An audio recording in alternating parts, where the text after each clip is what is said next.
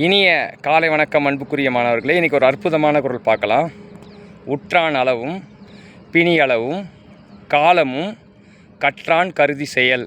உற்றான் அளவும் பிணியளவும் காலமும் கற்றான் கருதி செயல். ஒரு நோய் வந்துடுச்சு அப்படின்னு வச்சிங்களேன், அது நம்மளை துன்பப்படுத்தும். நோய்க்கு சிகிச்சை தரும்போது நோயோட அளவு எவ்வளோ அப்படின்றத நம்ம தெரிஞ்சுக்கணும். அப்புறம் அந்த நோய் யாருக்கு வந்திருக்கோ அவங்களோட உடல் தன்மை, வயது தன்மை தெரிஞ்சுக்கணும். அதுதான் உற்றான் அளவு.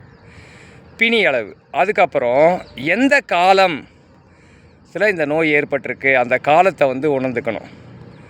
அதுக்கப்புறம் அதை யார்கிட்ட சிகிச்சை பெறணும்னா அதில் யார் நிபுணத்துவம் பெற்றானோ அவன் அதை ஆராய்ஞ்சு சிகிச்சை செய்கிறவங்கிட்ட நம்ம அந்த நோயை தீர்க்கிறதுக்கான முறையை நாடணும். எனவே அன்புக்குரிய மாணவர்களே, நோய் வரும்போது எவ்வாறு நோய் தீர்க்க வேண்டும் என்று இந்த குறளில் விளக்கப்பட்டுள்ளது.